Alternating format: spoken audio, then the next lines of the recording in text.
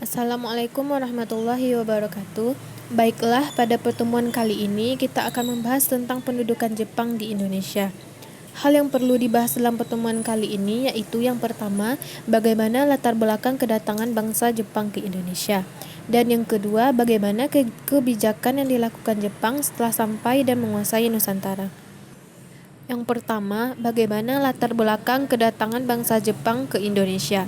Secara resmi, Jepang telah menguasai Indonesia sejak tanggal 8 Maret 1942, ketika Panglima Tertinggi Pemerintahan Hindia Belanda menyerah tanpa syarat di Kalijati, Bandung.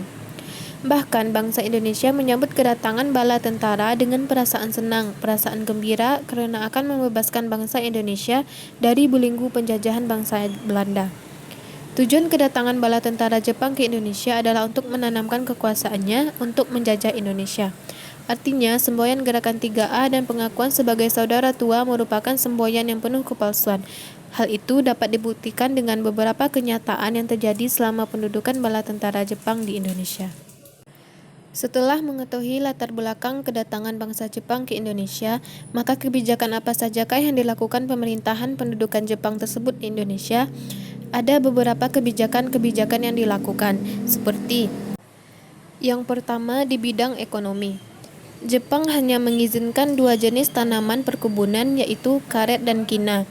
Kedua jenis tanaman itu berhubungan langsung dengan kepentingan perang, sedangkan tembakau, teh, kopi harus dihentikan penanamannya karena hanya berhubungan dengan kenikmatan.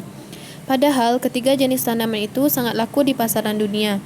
Dengan demikian, kebijakan pemerintah Jepang di bidang ekonomi sangat merugikan rakyat. Kedua, di bidang pemerintahan. Tugas utama Jepang adalah menghentikan revolusi-revolusi masyarakat pribumi yang ditakutkan akan mengancam usaha penaklukan Jepang, seperti yang terjadi di Sumatera dan Aceh. Terdapat 3 pemerintahan militer yang telah dibangun Jepang sebagai pangkalan terbesar militer. Di antaranya adalah yang pertama, pemerintahan militer Angkatan Darat sebagai tentara ke-25, berkuasa di wilayah Sumatera dengan pusat kontrolnya berada di Bukit Tinggi. Yang kedua, pemerintahan militer Angkatan Darat ke-16, berkuasa untuk daerah Jawa, Madura dengan pusat kontrolnya berada di Batavia. Yang ketiga, pemerintahan militer Angkatan Laut Armada Selatan, berkuasa meliputi daerah Sulawesi, Kalimantan, dan Maluku yang pusat kontrolnya berada di Makassar.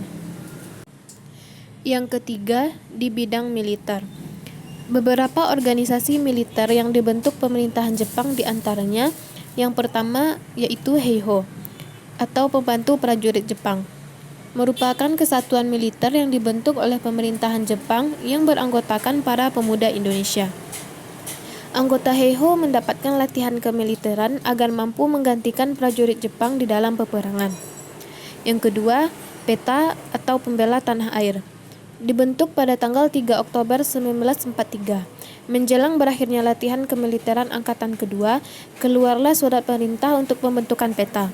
Namun Letjen Kamakichi Harada memutuskan agar pembentukan PETA bukan inisiatif pemerintahan Jepang, melainkan inisiatif bangsa Indonesia. Pembentukan PETA ternyata menarik perhatian para pemuda Indonesia, terutama yang telah mendapatkan pendidikan sekolah menengah dan anggota Seinendan. Keanggotaan PETA dibedakan dalam beberapa pangkat yang berbeda.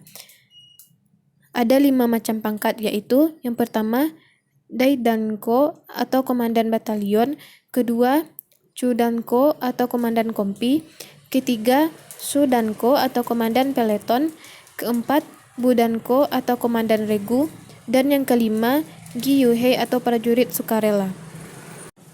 Kebijakan yang terakhir yaitu pada bidang sosial.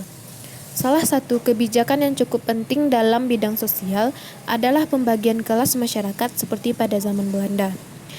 Namun bedanya, masyarakat hanya dibedakan menjadi 2, yaitu saudara tua, yaitu Jepang, dan saudara muda, yaitu Indonesia. Sedangkan penduduk timur asing, terutama Cina, adalah golongan masyarakat yang sangat dicurigai karena di negeri leluhurnya bangsa Cina telah mempersulit bangsa Jepang dalam mewujudkan cita-citanya. Hal ini sesuai dengan propaganda Jepang bahwa Asia untuk bangsa Asia. Namun dalam kenyataannya, Indonesia bukanlah untuk bangsa Asia, melainkan untuk bangsa Jepang.